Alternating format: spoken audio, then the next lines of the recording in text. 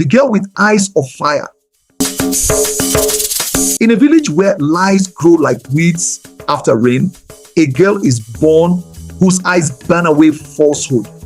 Praised, feared, and finally betrayed, she must face a shadowless stranger who feeds on souls and learn that truth is a fire that must be guided, not worshipped. Gather close, my children. Let the fire warm your feet and the moon listen with us. The elders say, a gift is a calabash. Carry it upright or it will spill. You think beauty is a blessing, wealth is a blessing, sweet words are a blessing. But listen to the story of Nkemdili, the girl whose eyes held fire, and you will learn that even fire burns the cook who leans too close. She was born on a night when the clouds hid the moon and the palm trees bent like old men in prayer. When her mother lifted her, the midwife gasped. The child's eyes were not red, not yellow, no, deep inside them, like embers under ash, a faint glow lived. The women crossed themselves with fear. The midwife whispered, "This one sees what others hide." They named her Nkemdili. Let mine be kept, for her parents knew the world snatches what it envies. Nkemdili grew fast. By 7 harvests, she could carry water without spilling and recite proverbs with the accuracy of an elder. But it was her gaze that made people walk gently around her, the way you walk around a sleeping snake. When she looked into your eyes, your lies trembled like a chicken in a hawk's shadow. A neighbor once accused another of stealing yams. The chief called Nkemdili. She raised her face, the faint glow waking in her pupils, and asked quietly, "Did you take what was not yours?" The man puffed his chest. "Me? Never." But under her gaze, his words melted like shea butter near fire. He confessed before the sun moved the width of a finger. So it began. Quarrels, land disputes, bride price arguments. People sought her. The righteous called her blessing. The guilty hissed, "A girl who sees too much is a danger." And the chiefs, who store secrets like kola nuts in a pocket, started to fear. In time, beauty found her the way moonlight finds water. Her face carried the softness of ripe pawpaw. Her voice was cool as a clay pot. Suitors came, fishermen with shoulders like canoes, traders with hands that counted faster than rain, rich men with stomachs like ripe calabashes. They brought cowries, goats, bracelets, but as each spoke, Nkemdili's eyes tested their words. The boastful shrunk, the faithless fumbled, the proud stammered. Many left angry, calling her prideful. She only lowered her eyes and said, "Truth is not a spear, I do not throw it. It moves on its own," her parents worried. "Our daughter, will you chase away all your chances?" Nkemdili smiled. Better to sit alone in clean shade than share a mat with a snake. The council of chiefs gathered one evening, kola nuts split between them, peppered words flying softly. "This girl exposes too much," the oldest chief said, his beads clicking like teeth. "One day, her eyes would turn toward us." A younger chief frowned. "What crime is it to see? We should fear only if our pockets are dirty." Eyes turned, mouths tightened. Politics is a masquerade. Even the drummer does not know all the steps. Still, the village could not deny the peace that followed Nkemdili's judgments. Theft grew shy. Gossip hid its tail. Yet envy does not sleep. It pretends to yawn. One evening, when the wind carried dust like old stories, a stranger entered the village. Tall, handsome, with a smile like polished brass. He wore white, clean as new cassava flour, and rings that flashed like lightning. He called himself Odogu, a prince in disguise, he said, traveling to learn the hearts of men before sitting on his father's throne. The women giggled, the men nodded, pleased by his charm. He gave gifts, fine cloth, palm oil, even salt wrapped in paper like treasure. He told the children riddles, tossing them kola nuts for right answers.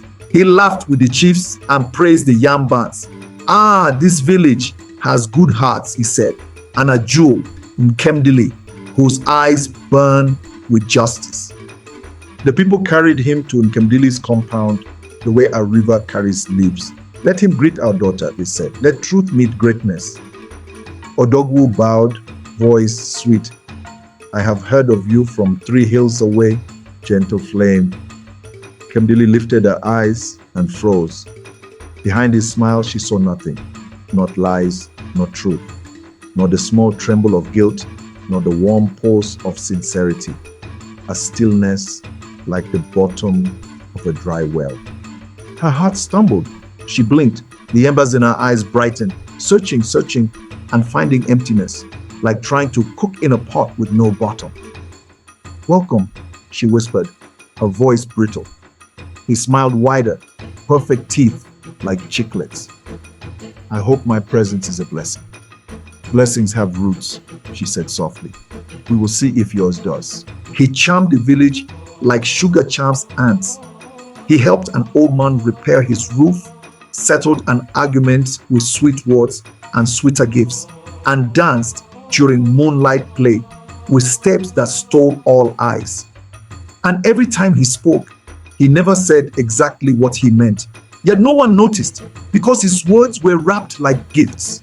Only Nkemdili sat in her mother's courtyard, plaiting palm fronds with restless fingers. Mama, she murmured. I looked into him and saw a calabash with no bottom. Her mother's hands still. Not every empty thing is harmless. Even a hollow log can hide a snake. The next morning, a child went missing. A boy who chased crickets near the shrine. The village scattered to search. Dust rose like a lamp. They found only a small footprint near the great iroko and a smell, ash and something sweet like burnt cassava crust. Whispers multiplied like ants. A leopard? Witches? Spirits from the river? Odogwu lifted his hands. Do not fear, I will help. He sent men to the river, to the farms, to the footpaths. He comforted the mother with the cloth and cowries. We will find him, he crooned. I promise. Nkemdili watched, the ember in her eyes flaring. She did not trust promises that arrive with gifts. They are fish with many bones.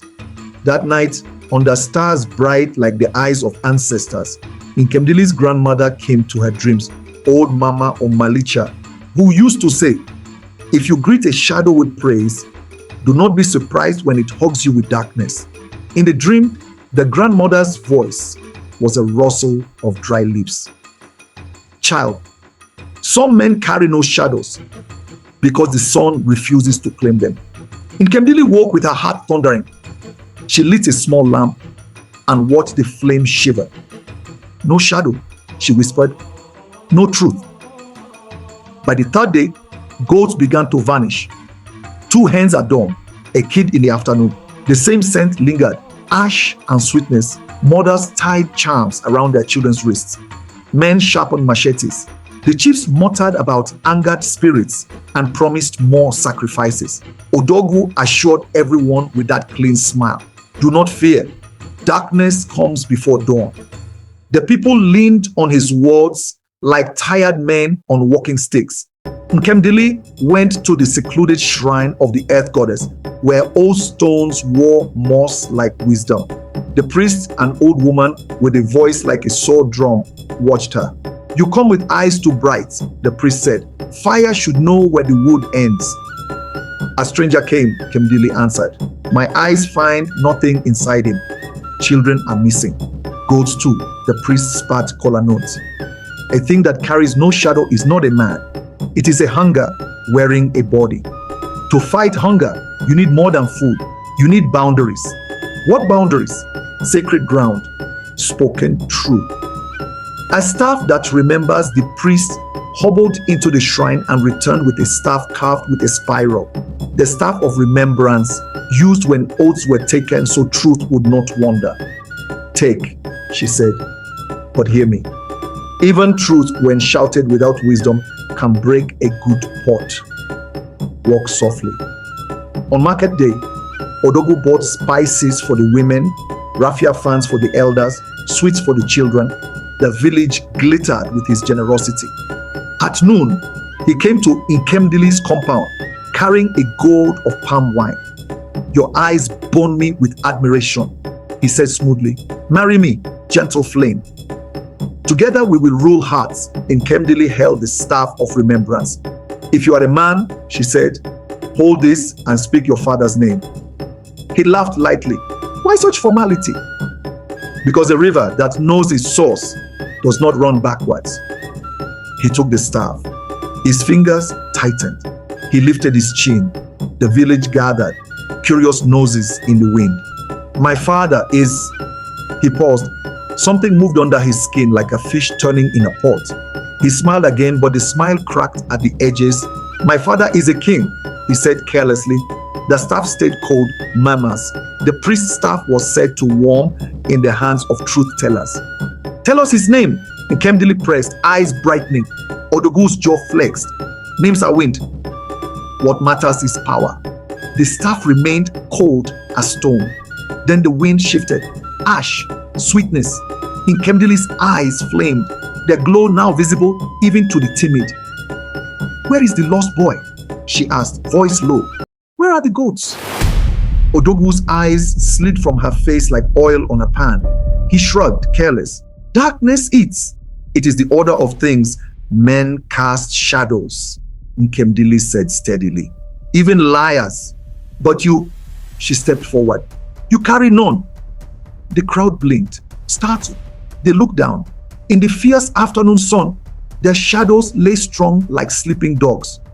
Odogu stood among them, his feet grounded in light but casting nothing. Now panic nibbled the edges of their minds. The chiefs hissed. It is a trick of the eyes. Mothers pulled children close. The handsome smile faltered for the first time.